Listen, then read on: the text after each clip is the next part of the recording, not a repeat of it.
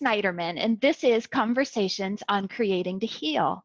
Today, I have the pleasure of speaking with Ann Leighton in the Bronx, New York. Ann is a songwriter, a poet, a music service specialist, and hers is a Cinderella story of a very creative and political showbiz woman and the price of helping others rise. So, welcome, Ann. Thank you. Hi. So briefly, how do you creatively identify yourself? And can you give us maybe a short mission or purpose to help people understand you better?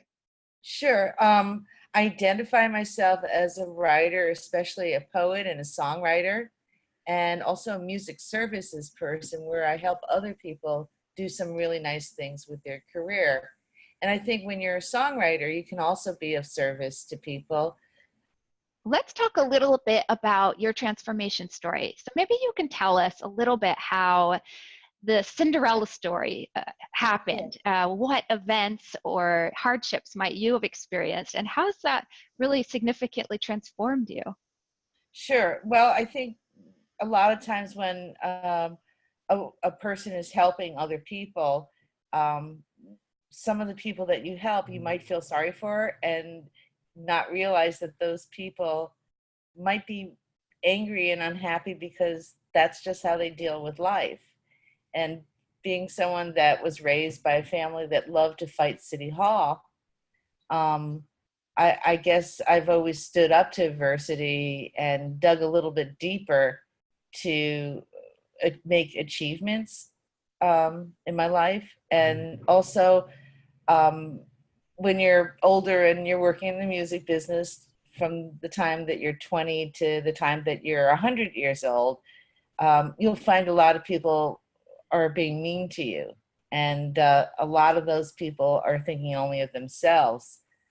And I may not realize it. I may just feel, oh my gosh, this is another abusive Me Too kind of moment. So it's important to nurture yourself and nurture your art. What I try to do in helping other people, I decided to help myself instead, because living with the abuse, where you're giving to another person and the person just does everything to make you feel crappy and you're still working on trying to mend fences. Well, I'm using all that energy to now create, for me, to write songs, to collaborate with other people, to tell stories. And that type of work is empowering. Some of the songs that I'm writing do deal with empowerment. I'm working on a lyric now for Women's Day in South Africa. The Cinderella story was maybe the idea that you sort of lost yourself because you're helping so many other people live their dreams and fulfill their needs, that you lost yourself in the process and that you were turning to music to help find yourself again. Is that a fair way to say it? I probably should have been doing more of my marketing or my creating, actually, my writing of songs and working with other people, because I think that would have brought a lot more out of me a lot sooner. I could live in pain my whole life if I just dwelled on the pain that the person gave me, or I could create really nice things. Let's talk a little bit about that. So you had this hardship, you have this turmoil. What form did it take for you? Okay, well, I've always been attracted to writing. I've always written. My poetry is on a number of albums, and I've performed on a number of albums. So I'll write my thoughts out during the day, and at night I'll see what the thoughts tell me. And sometimes I'll write a poem, and sometimes I'll continue to collect thoughts on the theme. So I'll end up creating a poem that's based on anger, or that's based on something fun and joyful that I want to be involved with. And I think seeing what I'm thinking in paper and then dwelling on the thoughts and putting it together, I end up understanding myself better and also finding out that other people go through what I go through. so I'm not alone. Absolutely. Yeah. And does that process help you heal as well? Is that Abs- something? Yeah, yeah, absolutely. It helps me heal thought-wise. It helps my thoughts become more clear on what I'm doing. And it also resonates with other people. so maybe you can talk a little bit about how you experience the healing. So you're talking about creating poetry, you're talking about writing songs, and what is that experience like for you? Is it spiritual? Is it physical? Is it something else? The healing part of it is you getting the satisfaction of creating something you're doing. Um, it's the satisfaction of learning about yourself, and realizing what doesn't kill you makes you either stronger or, in a creative term, stranger. Sure. And um, and it's fun to let your freak flag fly. And it also empowers you because your voice, my voice, I discovered I like my voice. I like my sense of humor. I like my sense of being cute. So perhaps now that you have more empowerment and you have more confidence, then it's Yeah, kind of more fun to go back and allow the world to hear your voice, right? yeah, yeah, totally.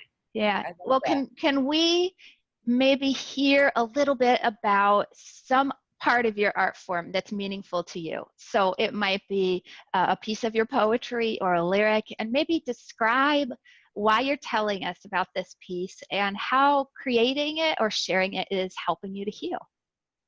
Um, well, with the Santa song, what I really like is the flirtatious attitude of the song, and it could be flirtatious in everything. And I like the fact that I collaborated on it with other people and that someone was there to help me finish the song. I wrote the words and the melody, but there were a bunch of sentences in the song that needed more evolution. And my friend Priscilla helped finish some lines about waiting for Santa by the chimney with homemade cookies. So I really like that. So I'll be waiting by the chimney with homemade cookies and a smile that is sparkling so bright.